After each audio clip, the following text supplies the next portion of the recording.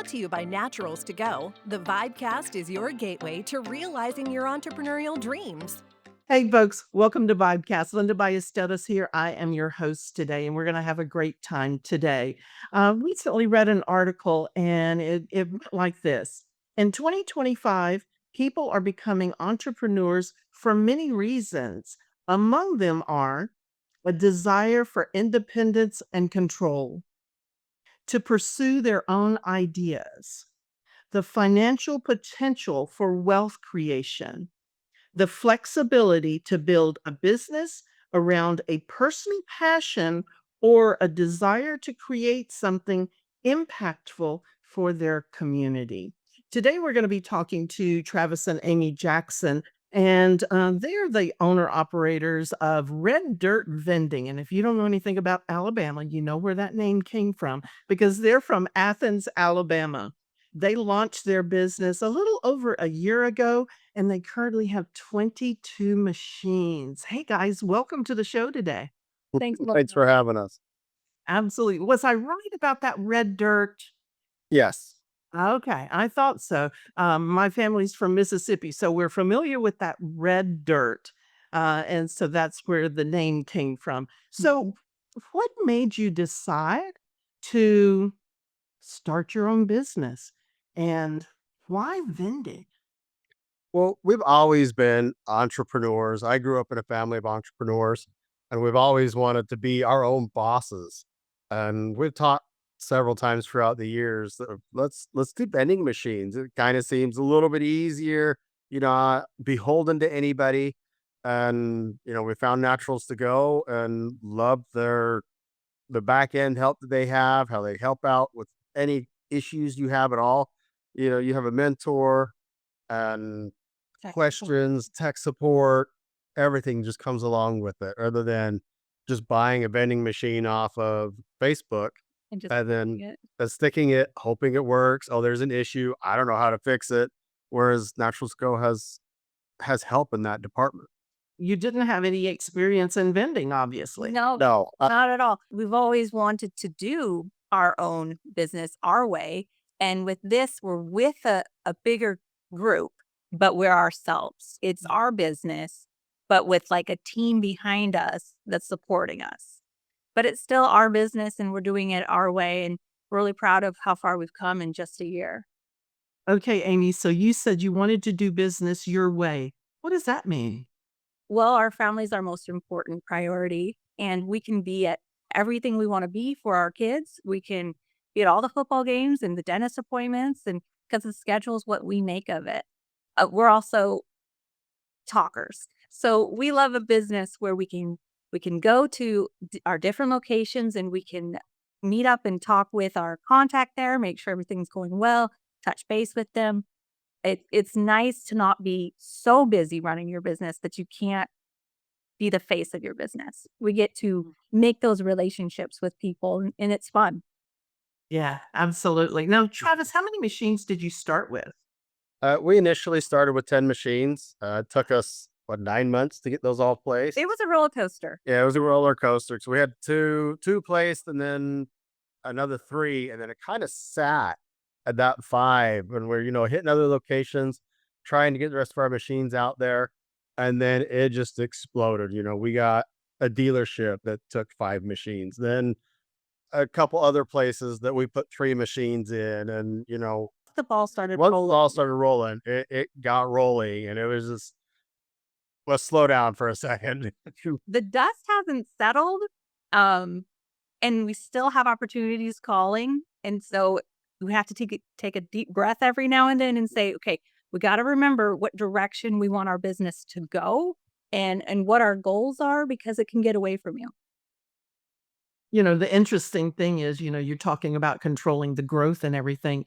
The cool thing is that you have control over that growth, right? You Yep. can decide how fast you want to grow. You can say, hey, I think we're good for the next 12 months.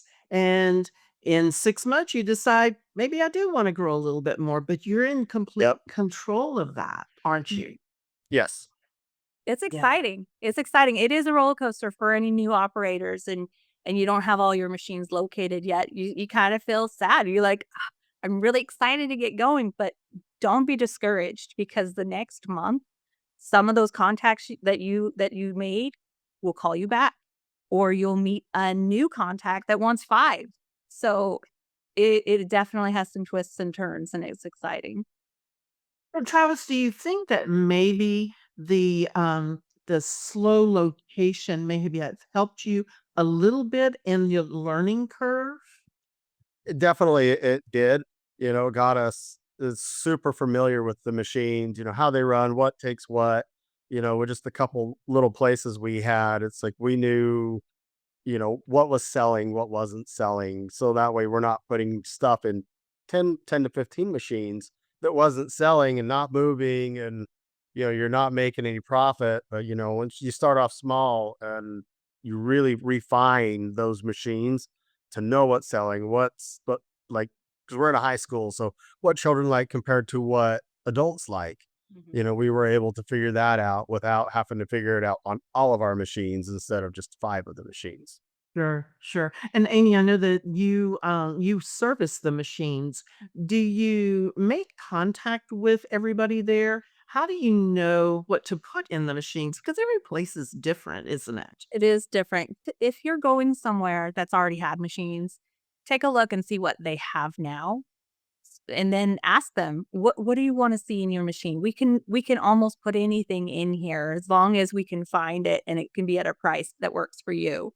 Um, People are excited to try new things. They think they want healthy options, but they want candy. But we do try to get the diet sodas. If they're like, you know what, half of our people are diabetic, we need diabetic catered stuff, and we can do that. And that's what's Mhm. nice. We always tell our clients, we're not beholden to any brand. We don't have loyalty to Pepsi or Coke. We can do both, and people like that a lot. Yeah, yeah, I bet. Now, Travis, I know that you do a lot of the locating, actually going out and talking to businesses. What is that like for you? At first it was nerve-wracking because, you don't wanna be rejected from a place. You're brand new operator, "Hey, you want to be able to provide the service for you guys," and then get told, "Oh, we're fine." It's kinda disheartening, but after your first or second, third, rejection, I'm gonna say rejection, it's like, whatever. What's the worst you could tell me? No, you're not gonna, chase me out of there with a bat or anything. So you just move on to the next place, and now we're in really good places. All of our machines are performing really well. And, places that we were excited to get in, some places didn't perform very well. And we were able to pull those out, left on good terms with everybody, said, "Hey, it's not working out." We even tried moving a machine into a different location at a location, and it still didn't work out. And everybody left just fine. At first it's nerve wracking, but then it's just part of the job. And Yeah. sometimes the timing's just not right for the place you went to. And in a couple of weeks, they'll call you. So just because you get a no today or a thanks for the information, we'll let you know, and you don't hear anything for a little bit, don't be afraid to continue to keep in contact with them because things change. Yep. Mm. What I've heard from some of the operators is after a while, you start getting calls that are word of mouth. They've heard about you. Have y'all had that experience? Yes, we have 2 machines that are placed right now that we got referrals from a construction company that we're with, and they saw the machines, they got the information off of our machines, and, now we're at their location as well. And we're in a Ford dealership at the moment, and we had our flyer out there. I'm a technician initially, and it was on my service manager's desk inside his office, and this customer walked by, saw the flyer, walked into his office, took the flyer without even asking, and now we're at his location. It's a swimming pool A nice neighborhood. in a very nice neighborhood clubhouse, and it's one of our best It machines. was a crazy summer Yeah. because of that flyer that was sitting on someone's desk. It was a very busy summer. We refilled that machine every Every single day, day. every day. Every day. That's amazing. It's our best machine. So, Yeah. we get word of mouth and just Just something like that. Just your flyer just being somewhere somebody could see it and get your name and information off of it. And people love that there's no contract as well. We always make that a selling point. If it's not working for you, if it's not working for us, we can part ways amicably and give it a shot. Yeah, absolutely. And Amy, you talk about you do a lot of the servicing for the machines and build those relationships. Do you think that has something to do with the referrals that you're getting? Definitely, because we're not just selling candy bars and chips, we're selling us.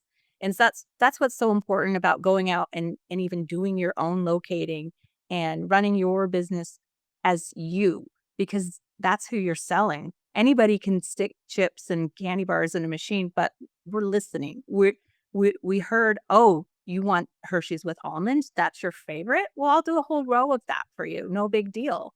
Um, and just to remember your contacts, smile.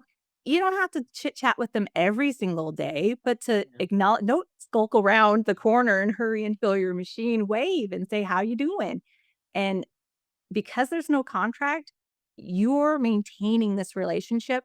It's a lot harder to say goodbye to a real person than it is to some faceless corporation.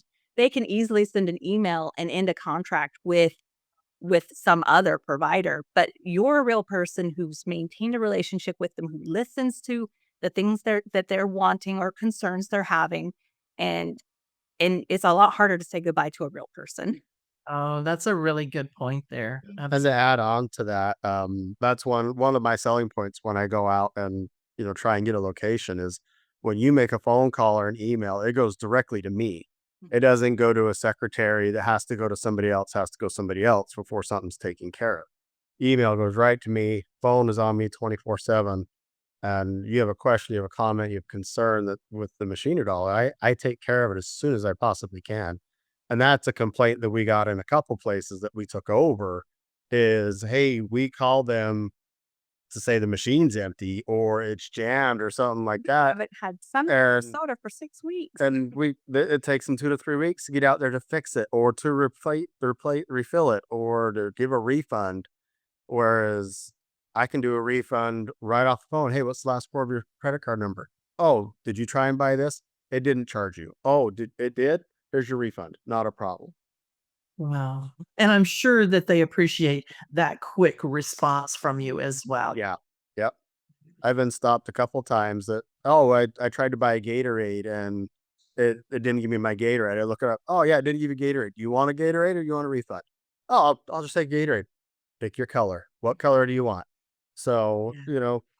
made it. Normally have a problem where someone actually does get charged. Yeah. I think people think they get charged more often than not, but losing a product or a dollar here or there to maintain that good customer service is worth it to us. Yep. Because they don't want to sit and listen to, well, it didn't pass the sensor, so you actually didn't get charged. It's better to say, no problem, here you go.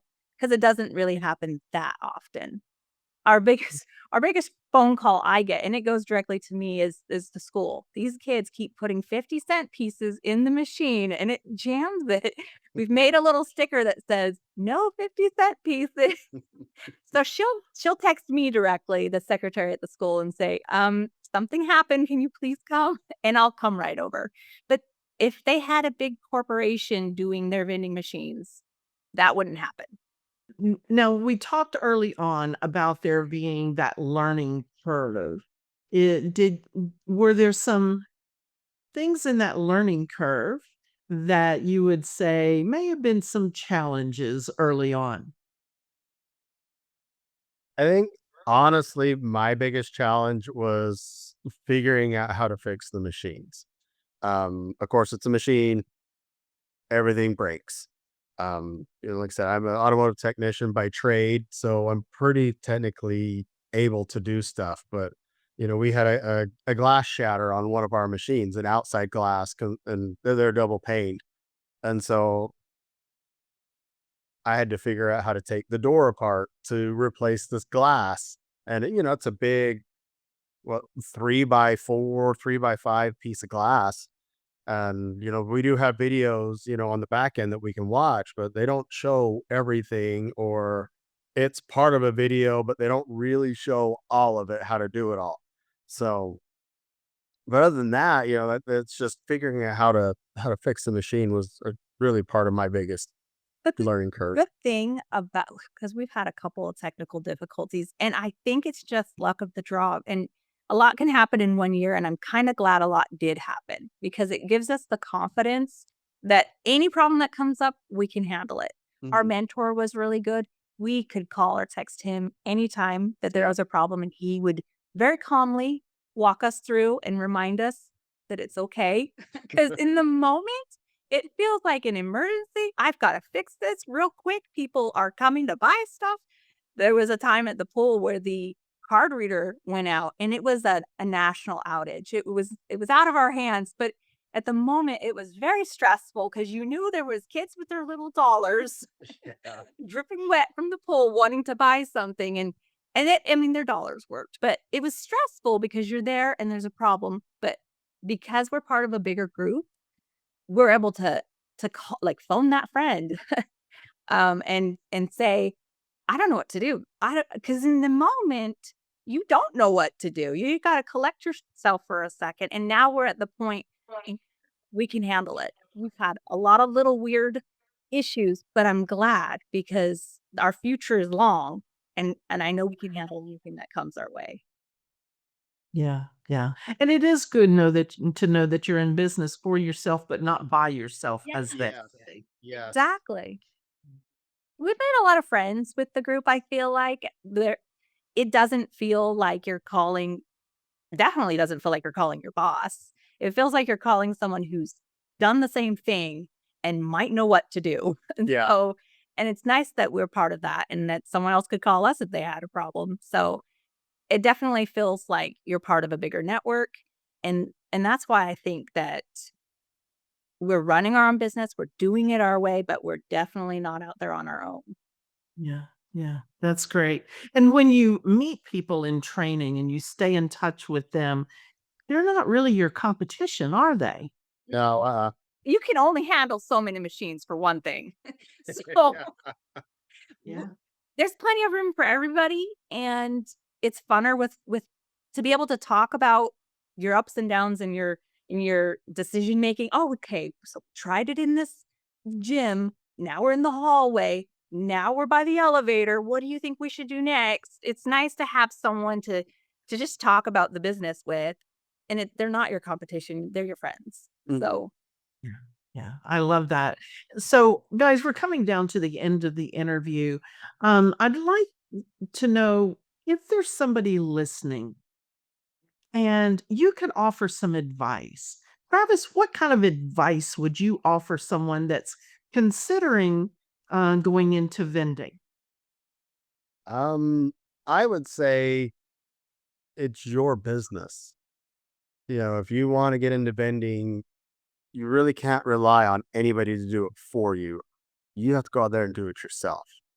Um, I know with Naturals to Go, they do have some back end help with locating, but it's still your business. Um, it is rewarding. You can meet a lot of great people, make some great contacts with the world, but just knowing that you have to do the job. You have to get it the is a customer job. service. It is a job. It is, you can make it your career. You can, you know, like we're up to 22 machines and we're still growing and we're meeting a lot of great people, a lot of people who love to talk to us. They come up and talk to us every single time that we show up. And it's rewarding, but it's hard work as well. It's a lot of It's, little steps. It's yeah, getting a new machine, that day is a lot of work, and that's heavy and work. But the day to day, it's just a lot of little steps. So people think, yeah, this is passive income. Not if you want to make a business out of it. You got to do the work, but it is worth it. So, Amy, what kind of advice would you give someone that was starting out, and how would you suggest that they build those relationships at those locations? I would definitely start off with your first location being somewhere that you're familiar with. Maybe where you already work, or your kids' school or a rec center, somewhere where you're already familiar with, because you're going to have some hiccups in the beginning, some learning curve to go through, and it's so much nicer to do that with friendly faces near you because they're watching. You do have people standing there with you, and you feel like, "I don't need an audience," but when they're friendly faces, it's so much better. It's so much easier. That's what our first location was, our kids' school, and I'm so grateful for that because they were so understanding and friendly when we didn't know what we were doing at the very beginning. Yeah. So I would recommend your locations to be close to home or close to where you work and somewhere you're comfortable with going into. The worst they can do is say no, thank you. So it's definitely worth trying. Yeah, definitely. Well, I appreciate y'all taking time out of your busy day. 22 machines. That has to be like a full-time job plus some, isn't it? It's pretty close to it It for is. sure. We did it together, thank goodness. Yeah, yeah, Separately, definitely. but together. Yeah, Team run. yeah. Yeah, absolutely. So thanks again for taking time out of your busy day. And I really can't wait to watch y'all continue to grow. Thank you. Thank you so much. So, folks, I always end with a quote, and this is a Dale Carnegie quote. Inaction breeds doubt and fear. Action breeds confidence and courage. If you want to conquer fear, do not sit at home and think about it. Go out and get busy. It's exactly what Travis and Amy did.